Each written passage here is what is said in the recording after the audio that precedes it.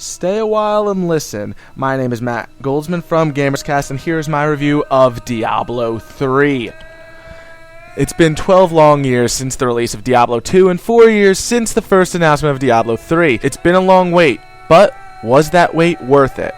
Diablo III picks up after the events of Diablo II, and to be honest, the story isn't the best, but still good. Essentially, a falling comet in the sky crashes into the church in New Tristan, presumably killing Deckard Cain, and appears to be causing the dead to rise from their graves and attack the local town. If you're in it for the story, take my advice and play alone or with friends who won't mind sitting through the dialogue. Everyone else will probably just skip right through everything, since everything is skippable, leaving you behind in the dust. But like I said, the story isn't Diablo's best selling point. In fact, right now there's actually a patch planned which will alter the ending to the game to be a bit more satisfying. And though the story itself may not be the best, the absolutely gorgeous cinematic cutscenes you unlock between each act of the game will make the experience more engrossing than it may have been otherwise. The in-game cinematics and graphics aren't bad either, and pretty crisp in fact. It's not the best looking game by far, but it's still pretty good looking. But what really sets Diablo III apart is the gameplay. The way the gameplay is engineered is incredibly clever. It starts off incredibly simple and slowly builds at your own pace, so gamers new to the series, or even new to the genre, will have a very gentle introduction into the world of Diablo. It starts off with just having left click to attack, then right click, then the first 4 numbers on your keyboard will also be able to do certain abilities.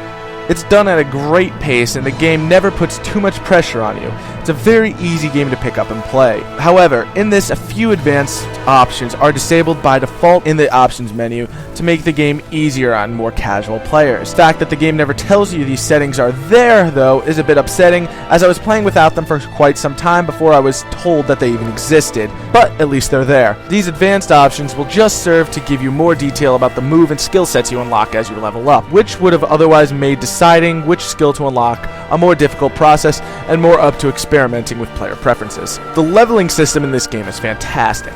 It's similar to Skyrim in the respect that you don't have set skill points to assign in the beginning of the game to a skill that you're not even sure will be worthwhile. No changes you ever make to your character or gear are ever permanent, allowing you to have much more freedom while upgrading your character. In fact, the only thing that's predetermined is which one of the 5 playable races you play as, which you choose before the beginning of the game. Other ways you upgrade your character is by building up your crafting skills and forging better equipment, or by random item drops you get after defeating an enemy.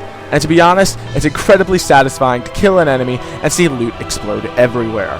The loot you don't want can either be sold, transferred to one of your other characters, traded, given to a friend, or sold at the in-game auction house. So pretty much every item you find in the game will serve some sort of purpose. You can also build up your in-game items by means of craftable gems you can insert inside certain pieces of equipment to build up your skills even more. And then of course leveling your character by means of gaining experience points will make your character stronger, and with each level you will unlock at least one new ability. As of this writing, the level cap is 60. Overall, Diablo III is a fun and addictive adventure. Depending upon how you play through the game, it could take between 10 to 20 hours to beat, but each time you beat the game you unlock new difficulty settings, and there's always the option to keep replaying the game hoping for that one great item drop. The formula is sneaky, subtle, and addictive, but most importantly, it's definitely worth your hard-earned cash. Diablo III gets an 8.9 out of 10.